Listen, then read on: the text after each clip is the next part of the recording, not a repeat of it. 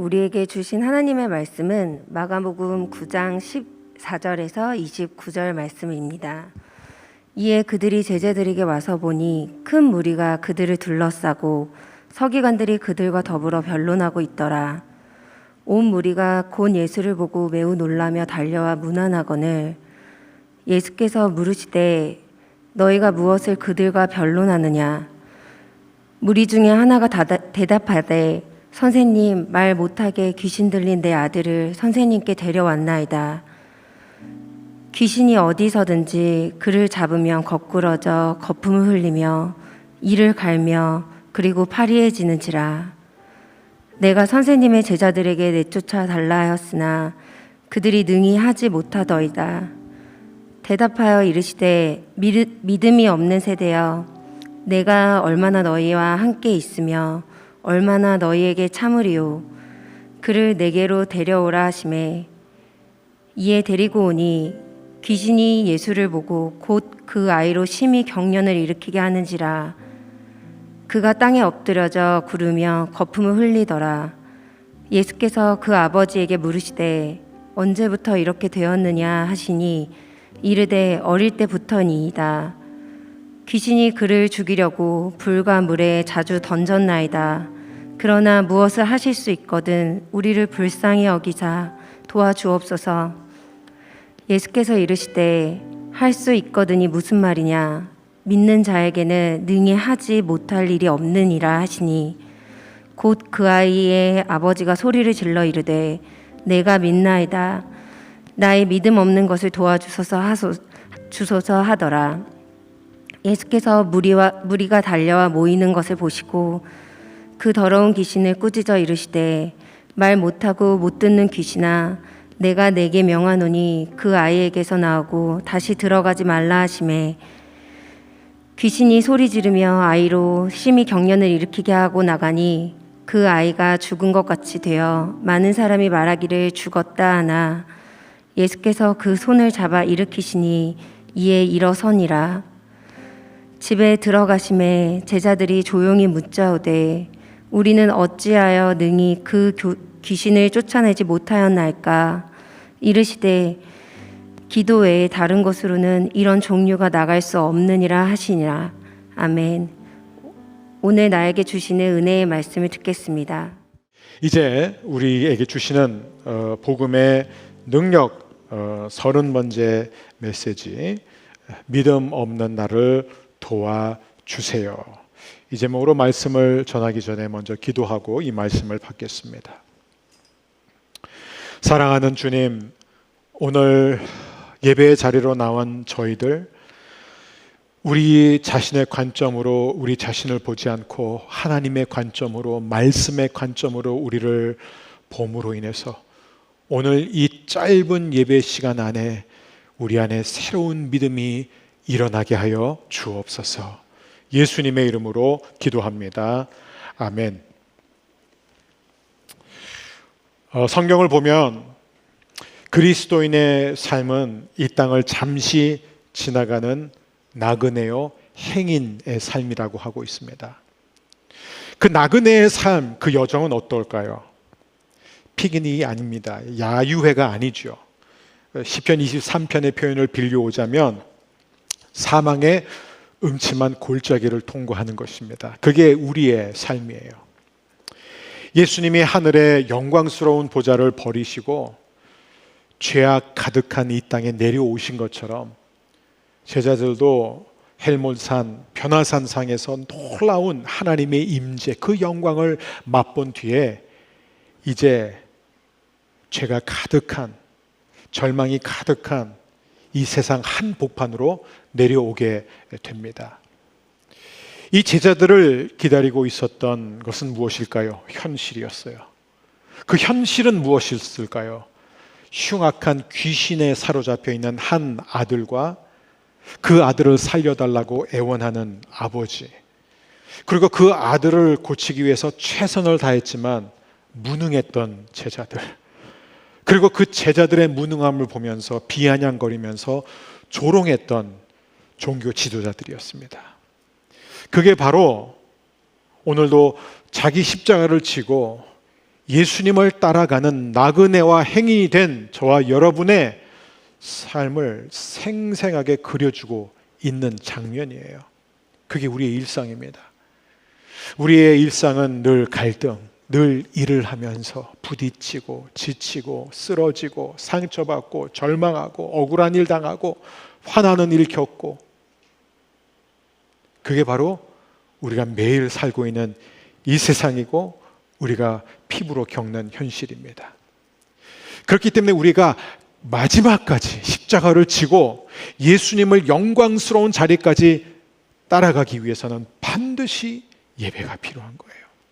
우리는 예배를 통해서 하나님의 깊은 임재를 경험합니다. 우리는 예배를 통해서 하나님의 영광을 맛보게 되는 거예요. 우리는 예배를 통해서 나를 사랑하시는 그 놀라운 사랑 안에 잠기게 되는 것입니다. 오늘도 이 예배가 여러분 한 사람 한 사람의 그런 예배가 되기를 주의 이름으로 축복합니다. 오늘 이 본문을 통해서 우리는 세 가지를 볼 거예요. 첫 번째는 뭐냐면은 이 매 순간 예수님의 도움이 필요한 우리의 모습. 두 번째는 사탄의 공격을 끊임없이 당하는 우리의 모습. 그리고 세 번째는 믿고 싶지만 믿지 못하는 우리의 모습.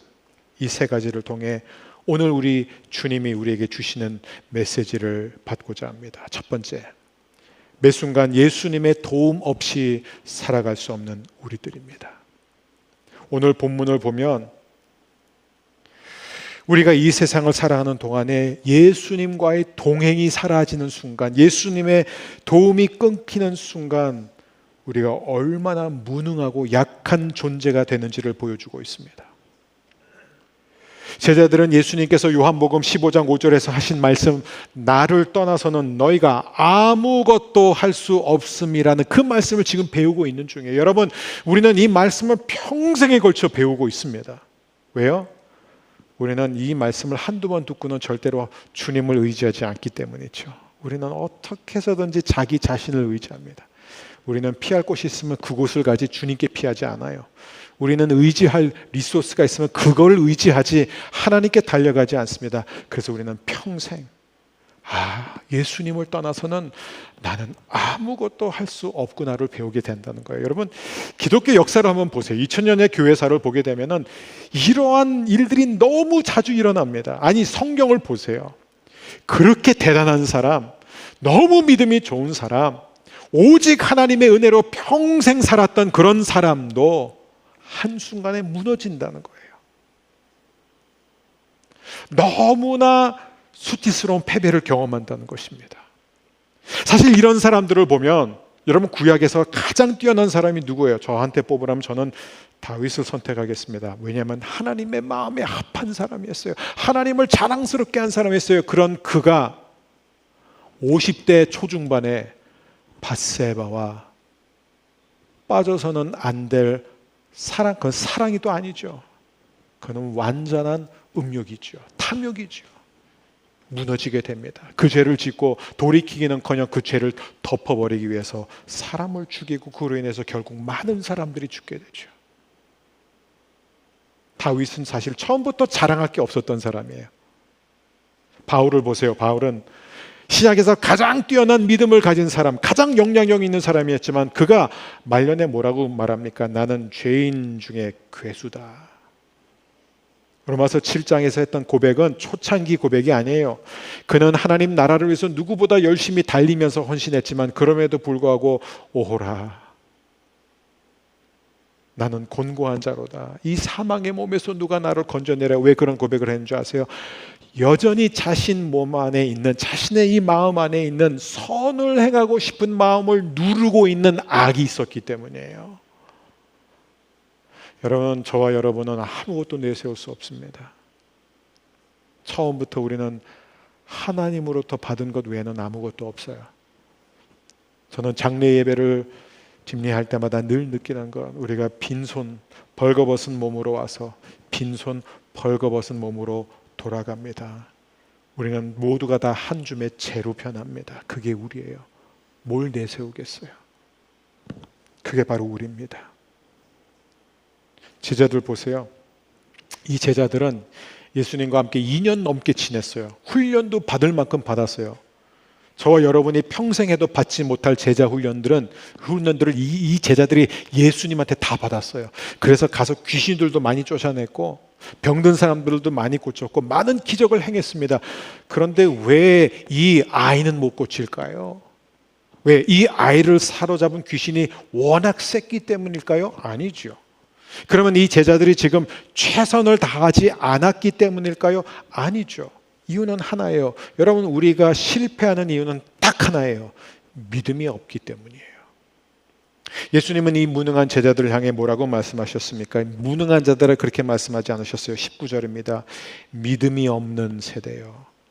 내가 얼마나 너희와 함께 있으며 얼마나 너에게 참으리요. 믿음이 없었다는 거예요.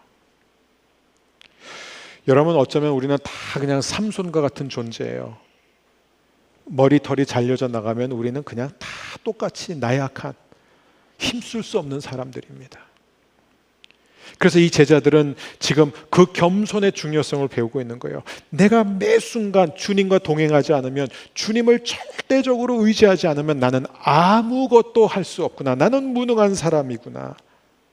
사도 바울은 이렇게 고백합니다. 빌립보서 4장 13절, 내게 능력 주시는 자 안에서 내가 모든 것을 할 수 있느니라. 사랑하는 여러분, 어떠한 재능이 있으세요? 남들보다 탁월한 무언가 있으세요? 머리가 좋으세요? 돈 잘 버세요? 잘생겼어요? 예뻐요? 몸매 좋으세요? 이건 다 여러분의 것이 아니에요.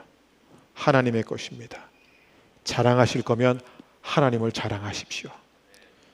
주님과 함께 있는 사람, 주님을 의지하는 사람은요, 아무리 큰 시험이 와도 끄떡이 없어요. 그런데 주님과 함께 하지 않는 사람, 주님을 그 순간에 의지하지 않는 사람은요, 작은 시험 앞에서도 무너지게 되어 있습니다. 이것을 경험하지 않고도 알게 되는, 매일 아침마다 주님의 얼굴을 구하며 주님의 도움을 구하는 여러분 모두가 되시길 주의 이름으로 축복합니다.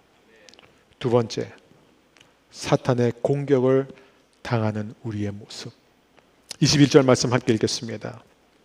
예수께서 그 아버지에게 물으시되 언제부터 이렇게 되었느냐 하시니 이르되 어릴 때부터니이다.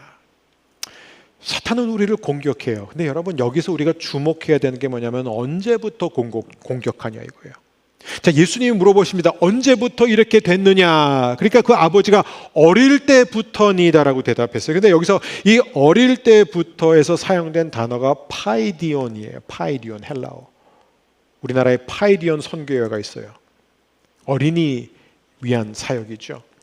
이 파이디온은 문자적으로 어떤 의미냐면 영어로 infant라는 거예요. 그러니까 갓난아기예요. 젖먹이에요. 여러분, 사탄은요, 기다렸다가 공격하는 게 아닙니다. 태어나는 순간부터 공격해요. 그리고 여러분, 어떤 의미에서 갓난아기, 어린 아이일수록 이런 공격의 무방비 상태가 된다는 거예요. 보세요, 이 아이는 갓난아기 젖먹이 때부터 사단의 공격을 받았습니다. 어떤 일이 일어나는 거예요. 막 듣지 못하고 말을 못하고 얼마나 불쌍해요.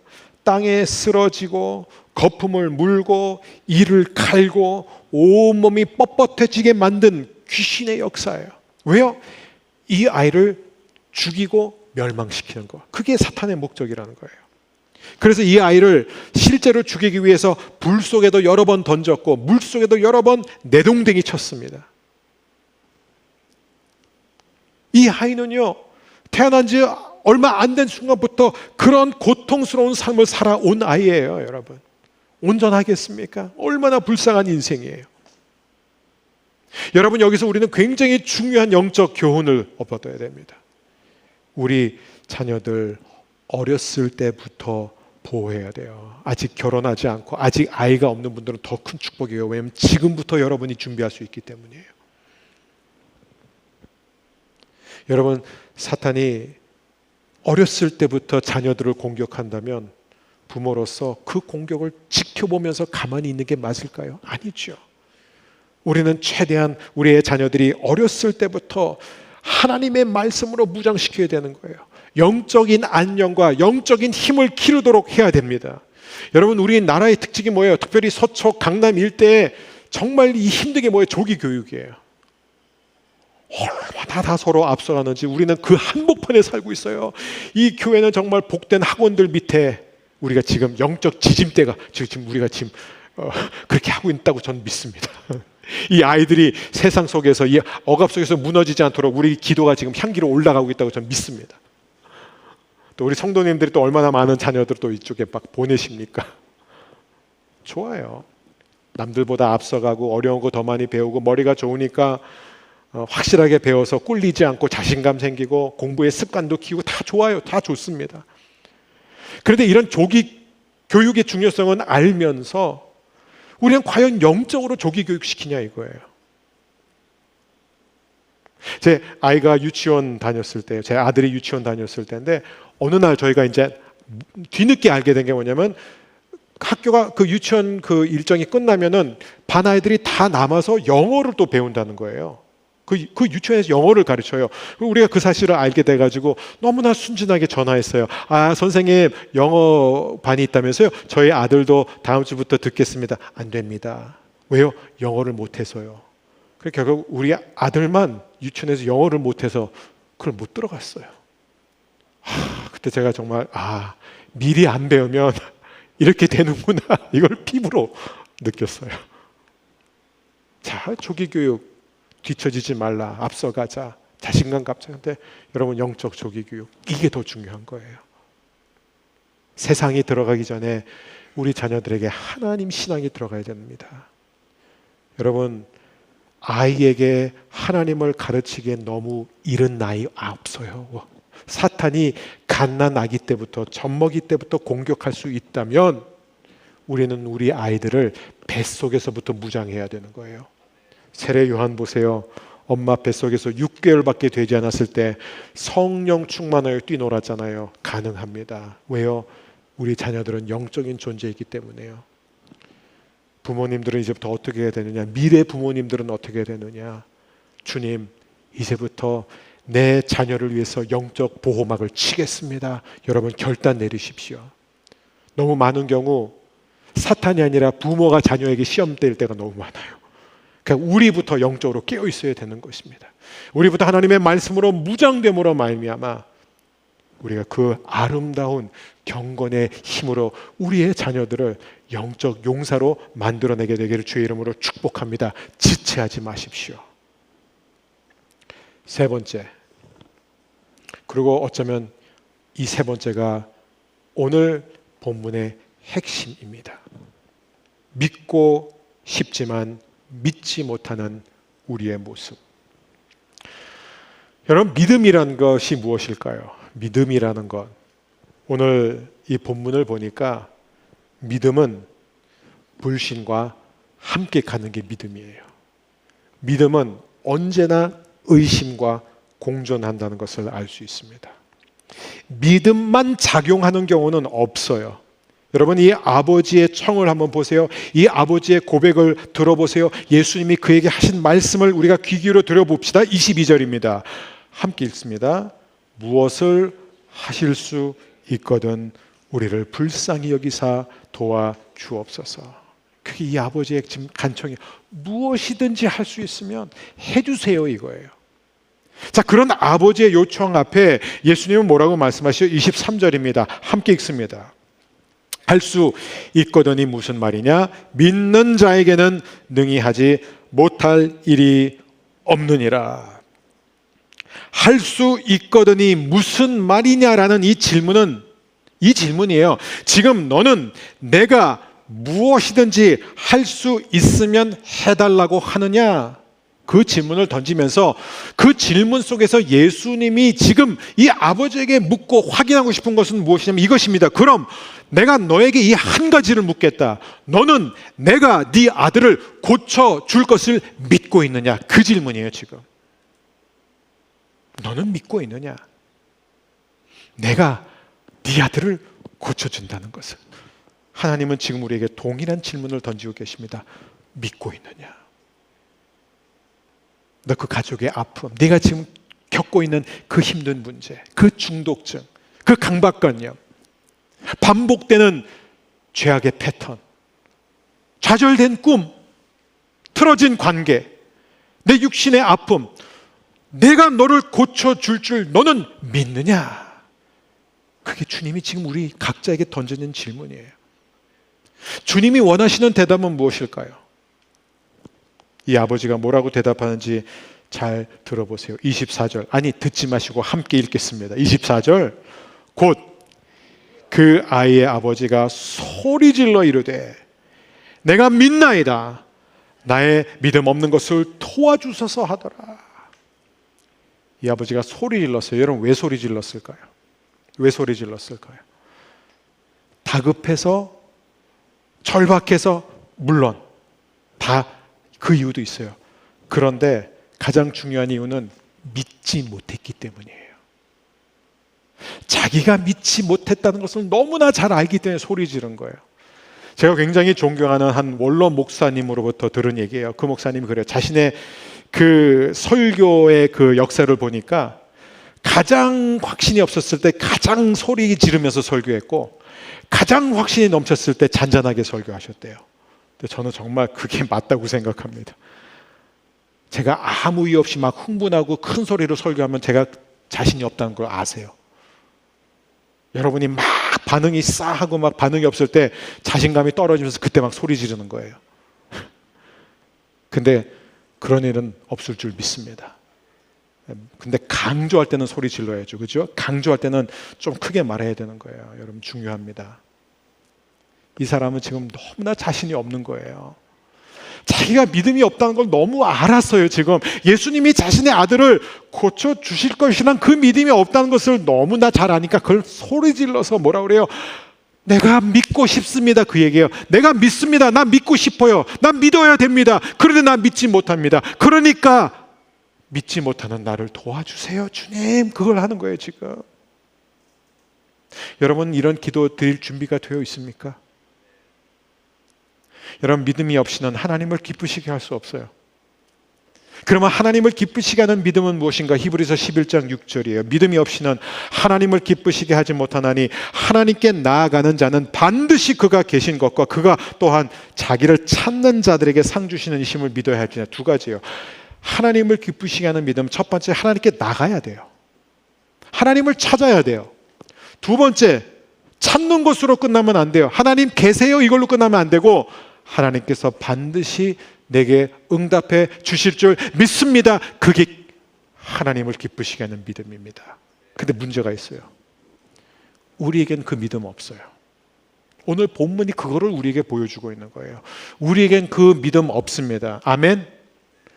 나는 그 믿음이 있다라고 하는 분은 여전히 제자들이랑 똑같아요. 이 제자들 보세요.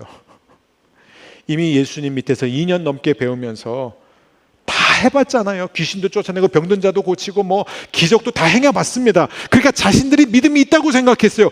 믿음이 있다고 생각하니까 뭐예요? 그들은 그 중요한 순간에 주님을 의지하지 않았습니다.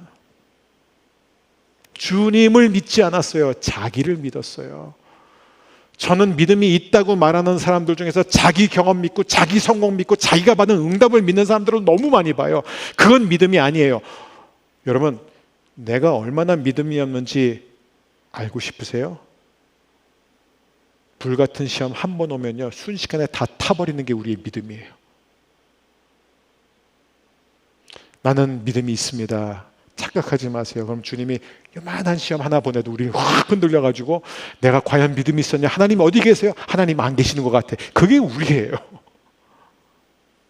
그게 우리가 연약함입니다. 여러분 보세요. 여기서 그날 현장에 있었던 사람들 중에서 누가 진짜 믿음을 갖고 있었는 줄 아세요? 하나님의 마음을 움직이는 믿음을 가진 사람은 한 사람밖에 없어요. 제자들 아니에요. 율법 학자들도 아니었어요. 종교 지도자도 아니었습니다. 아버지였어요. 이 아들의 아버지. 왜냐하면 이 아들의 아버지는 겨자씨만한 믿음을 갖고 있었기 때문입니다. 예수님이 뭐라고 그러셨죠? 겨자씨만한 믿음만 있어도 이 산을 저리로 옮길 수 있다. 큰 산을 옮길 수 있다. 물론 이것을 잘못 적용하면 안 되죠. 근데 여기서 핵심은 뭐냐? 겨자씨만한 믿음은 여러분, 겨자씨는 씨앗돌 중에서도 가장 작은 씨 중에서 하나예요. 정말 작아요. 그러니까 예수님이 말씀하시고자 하는 건 뭐냐면 믿음의 크기가 중요하다는 게 아니에요. 왜냐하면 우리끼리 미국과 믿음이 크고 작다 이런 말 하지, 하나님 앞에서는 50보 100보예요. 다 믿음 없어요. 우린 다 믿음 없어요. 내세우지 마세요. 저도 믿음 없고 여러분도 믿음 없습니다. 그러면 믿음의 크기가 중요한 게 아니라 뭐가 중요하냐? 겨자씨는 작지만 그 안에 생명이 있어요. 생명이 있기 때문에 움직이는 거예요. 생명이 있기 때문에 자라나는 것입니다. 여러분, 중요한 것은 내 믿음의 크기가 아니라 내가 지금 가지고 있는 그 쪼매만한 그 믿음을 내가 사용하느냐, 그게 산 믿음이에요. 결국은 살아있느냐 죽어있느냐, 그게 문제예요. 내 믿음이 크냐 작으냐가 아니라 내 믿음이 살아있느냐 죽은 믿음이냐. 아무리 평소에 믿음이 있다고 잘난 척을 하는 사람도요, 그 순간에 믿음을 사용하지 않은 사람은 죽은 믿음이에요. 그 사람에게는 죽은 믿음이에요. 그런데 평소에 아무리 믿음이 없는 것 같이 살아왔던 사람도 그 순간에 그 믿음을 활용하게 되면 그게 살아있는 믿음인 줄 믿습니다. 이 아버지가 지금 그 믿음으로 나아간 거예요. 주님, 믿습니다. 믿고 싶습니다. 믿기를 원합니다. 그러나 저에게 믿음이 없습니다. 그러니 주님, 저에게 믿음을 주세요. 여러분, 이게 진짜 믿음이에요. 이게 진짜 믿음이에요.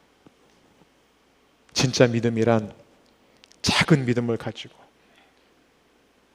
어쩌면 믿음 없는 것을 가지고, 의심과 불신을 그대로 가지고 주님 앞에 나아가는 거예요. 나가는 거. 여러분, 우리가 왜 기도해요? 너무 모든 게 잘 되고 너무 영통해서 기도하는 사람 저는 거의 못 봤어요.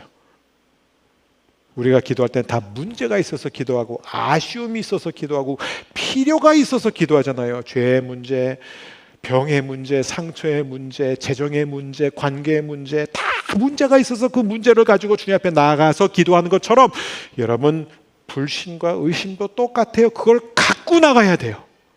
근데 많은 사람들은 내가 아직 믿음이 없어서, 나는 아직 믿지 못해서 주저앉아요. 가만히 있어요. 내가 좀 믿음이 자랄 때까지 기다려야 되겠다. 그러면 평생 기다리다가 끝나요. 왜냐하면 그 믿음 절대로 안 자라요. 믿음은 언제 자라느냐? 믿음을 사용할 때 자라는 줄 믿습니다. 믿음을 활용할 때만 믿음이 자라난다는 것입니다. 그래서 불같은 시험이 올 때 우리의 믿음이 자라는 거예요.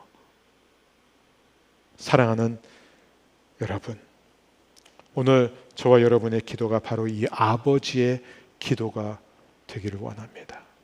아버지, 주님, 믿고 싶습니다. 믿겠습니다. 그러나 저는 믿지 못합니다. 안 믿겠다는 게 아니라 못 믿겠습니다. 그러니까 믿음 없는 나를 도와주세요. 믿음은 선물입니다. 믿음을 구하세요. 우리가 그것을 인정하고 주님 앞에 나아가면 주님은 반드시 우리에게 믿음을 주십니다. 반드시 우리에게 상을 주실 줄 믿습니다. 그게 믿음인 것입니다. 사랑하는 여러분, 오늘 여러분과 나눈 이 세 가지 진리, 매 순간 주님을 의지해야 하는 것, 그리고 사탄의 공격을 대비해서 우리는 날마다 영적으로 무장해야 되는 것, 그리고 세 번째, 우리의 믿음은 언제나 불신과 의심과 섞여 간다는 것. 이 모든 것은 경험적 진리입니다. 즉, 이것을 경험해 본 사람만이 깨달을 수 있습니다. 이것을 깨달은 사람은 복이 있는 사람이에요.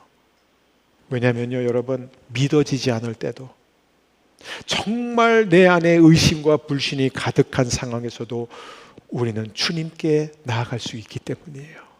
우리는 매일 정말 하나님이 안 계시는 것처럼 느껴지는 현실 속에서 늘 문제와 아픔과 갈등과 상처와 절망과 패배와 쓰러짐 속에서 살아가지만 그 갈등 속에서도 우리는 주저하지 않고 계속해서 주님 앞에 나가면서 주님, 나는 믿음이 없습니다.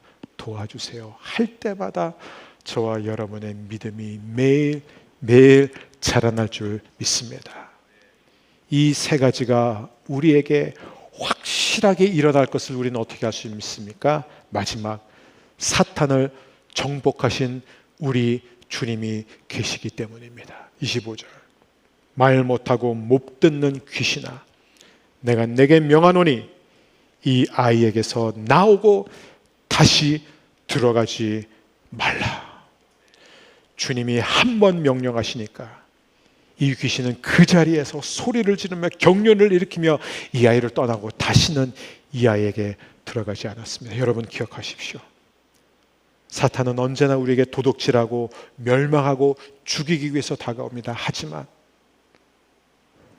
아무리 작은 믿음이라 할지라도, 아니 믿음이 없다고 생각하는 그 순간에도 우리가 주님 앞에 나아가기만 하면, 그리고 그 주님 앞에 주님 저는 믿음이 없습니다, 믿지 못하는 저를 도와주세요, 불쌍히 여겨주세요 구하기만 하면 주님은 반드시 우리에게 믿음을 주시고 시험을 이길 수 있는 믿음을 주실 뿐만 아니라 우리에게 승리와 구원을 주심으로 모든 악과 모든 죄로부터 우리를 건져 주실 줄 믿습니다. 이 주님을 찬양하는 저와 여러분이 되기를 원하며, 바울이 로마 교회를 향해 편지를 쓰면서 마지막에 가서 그들에게 이렇게 인사를 하고 있습니다. 우리 함께 읽겠습니다. 로마서 16장 20절. 평강의 하나님께서 속히 사탄을 너희 발 아래에서 상하게 하시리라. 우리 주 예수의 은혜가 너희에게 있을지어다.